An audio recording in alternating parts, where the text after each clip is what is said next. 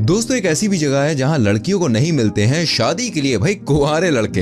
हाँ जी, अगर आपको जानना है इसके बारे में तो बने रहिए हमारे साथ, क्योंकि आज की इस वीडियो में हम आपको कुछ ऐसे ही अटपटे फैक्ट्स के बारे में बताएंगे जिसे जानकर आप चौंक जाएंगे। लेकिन उससे पहले हमारी वीडियो को प्लीज लाइक कर दीजिए और संग में हमारे चैनल को कर दीजिए सब्सक्राइब, और हाँ, साथ में लगी घंटी को दबाना भूलना मत। और वीडियो को स्टार्ट करने से पहले एक सवाल मैं आपसे पूछना चाहता हूँ, क्या आपने कभी किसी से सच्चा प्यार किया है? नहीं, झूठ मूठ वाला नहीं, वो जो कुछ पलों का होता है, ऐसा नहीं, बिल्कुल सच्चा ट्रू लव किया है तो हमें कमेंट में जरूर बताइएगा। कंजूसी बिल्कुल मत करना, ठीक है? चलिए आगे बढ़ते हैं। दोस्तों, भारत जैसे देशों में बेटी बचाओ अभियान के तहत बेटियों की संख्या बढ़ाने का प्रयास किया जाता है, मगर हैरत अंगेज करने वाली बात यह है कि एक देश में एक गांव ऐसा भी है जहां कुंवारी लड़कियों को शादी करने के लिए कुंवारे लड़के नहीं मिलते।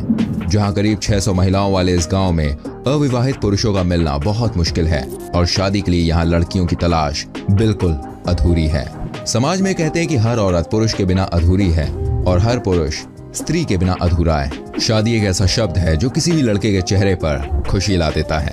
आपसे भी कोई शादी की बात करता होगा तो कहीं ना कहीं बाँछें तो खिल ही जाती होंगी, मन में लड्डू फूटता होगा तपाक से क्योंकि भाई शादी के बाद ही असल मायने में लड़की का अस्तित्व पता चलता है और लड़के की भी जिंदगी बदलती है। हर माँ बाप अपने बच्चे के लिए अच्छे से अच्छा लड़का और लड़की चुनते हैं, क्योंकि शादी न केवल दो दिलों का मिलन है बल्कि ये दो परिवारों का भी मिलन होता है। ऐसे में अगर आपको ये मालूम पड़े कि दुनिया में एक ऐसी भी जगह है जहाँ माता पिता को अपनी बेटी के लिए कुंवारे लड़के नहीं मिलते हैं, जिसकी वजह से उन्हें कुछ ऐसा करना पड़ जाता है जिसे सुनकर आप हैरान हो जाएंगे।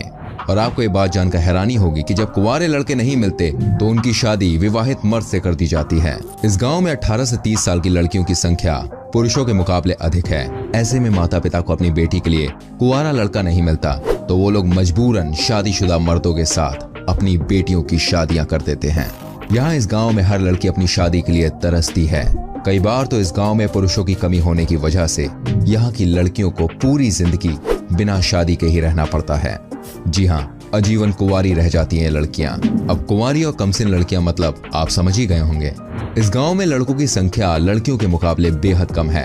आंकड़ों की माने तो यहाँ करीब 600 महिलाओं की आबादी वाले इस छोटी सी जगह पर करीब 300 से ज्यादा कुंवारी लड़कियों को अपनी शादी के लिए लड़के नहीं मिल पाए अब तक, जिसकी वजह से ये लड़कियां अभी तक कुंवारी हैं या फिर उन्होंने शादीशुदा मर्द से ही शादी कर ली है। वहीं इस गांव के बारे में ये भी कहा जाता है कि इस गांव की लड़कियां चाहती हैं कि शादी के बाद लड़का उन्हीं के साथ इस गांव में आकर रहे और उनके काम को संभाले। इस गांव में खेती इस गांव के पुरुष नहीं बल्कि खुद महिलाएं ही करती हैं। इस कस्बे की पहचान मजबूत महिला समुदाय की वजह से ही है। इसकी नींव मारिया सेनहोर्निहा डीलिमा ने रखी थी, जिन्हें कुछ वजहों से 1891 में अपने चर्च और घर से निकाल दिया गया था। दरअसल सन 1940 में एनिसियो परेरा नाम के एक पादरी ने यहाँ के बढ़ते समुदाय को देखकर एक चर्च की स्थापना की। इतना ही नहीं, उसने यहाँ रहने वाले लोगों के लिए शराब न पीने, म्यूजिक न सुनने और बाल न कटवाने जैसे चित्र विचित्र नियम कानून बना दिए।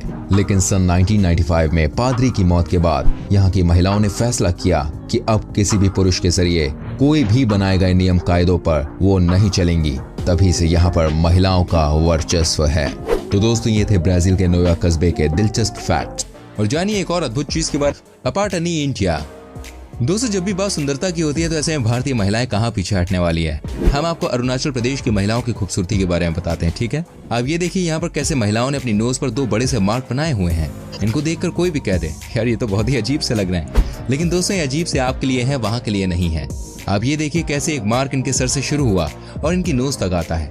ये 2 बड़े बड़े मार्क बहुत ही खतरनाक आपको लग सकते हैं, लेकिन ये यहाँ की महिलाओं की सुंदरता की निशानी है। कहा जाता है कि यहाँ की महिलाएं अपने आप को हद से ज्यादा खूबसूरत मानती हैं। जिनके पास जितना बड़ा नोज मार्क होगा ना, वो उतना ज्यादा सुंदर माना जाएगा।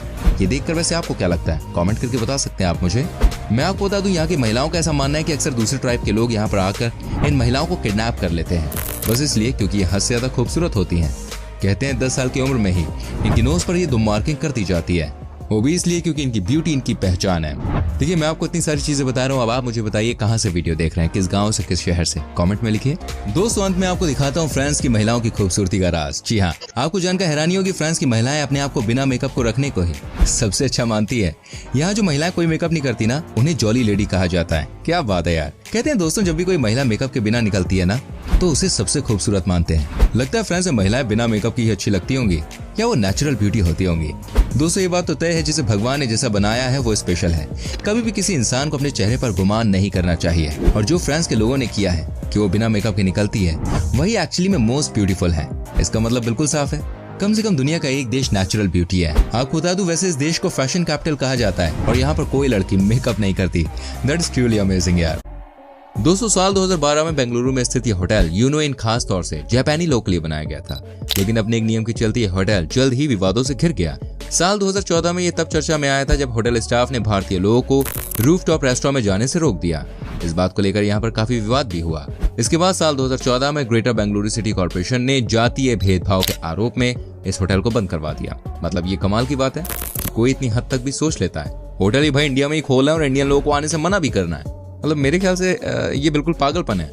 ऐसे लोगों को आप कुछ नहीं कह सकते, इनको सबक मिल ही जाता है। लेकिन नंबर 11, हिमाचल प्रदेश का मलाना गांव।